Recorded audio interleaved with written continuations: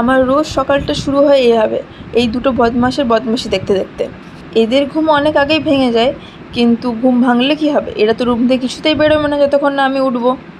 যদি পিদ্রুকে খাঁচা থেকে বের করে দিয়েছে কেউ আমার ঘুম থেকে ওঠার আগে, আমাকে কামড়ে কামড়ে ঘুম থেকে উঠিয়ে দেবে। তারপর কি রোজকার মতো রেডি হয়ে চলে যাই অফিসের জন্য। আজকে বাসে প্রচুর ভিড় ছিল, আমি ঠিক করে দাঁড়াতে পর্যন্ত পারিনি। তারপর দৌড়াতে দৌড়াতে অফিস ঢুকে যাই। আমার 1-2 মিনিট লেটই হয়ে যাচ্ছে এখন অফিস ঢুকতে, এই বাসের জন্যই। তারপর অফিস সব কাজ কমপ্লিট করে আবার বাড়ি। এই বাসে রোজ যাওয়া আসা করতে একটু প্রবলেমই হচ্ছে, বাট কিছু করারও নেই। এটাই তো বয়স স্ট্রাগল করার, একটু করেই নিই, পরে তো সুখই সুখ হবে। তারপর বাড়ি এসে প্রচুর খিদে পেয়ে যায়, তো মাকে বলি একটু আলু কাবলি এনে দিতে, তো ওটাই খাচ্ছিলাম মা আর আমি। আজকে হানি পিদ্রুকে এমন কামড়েছে, বেচারা রক্ত বের করে দিয়েছে।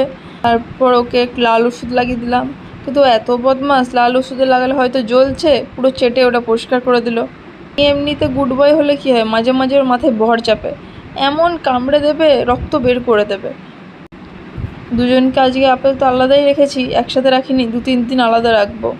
দেখি যদি মারামারিটা কমে তারপরে একসাথে রাখবো। এদের জ্বালায় আমি 2টো খাঁচা কিনেছি যাতে মারামারি না করে, তাও সেম অবস্থা।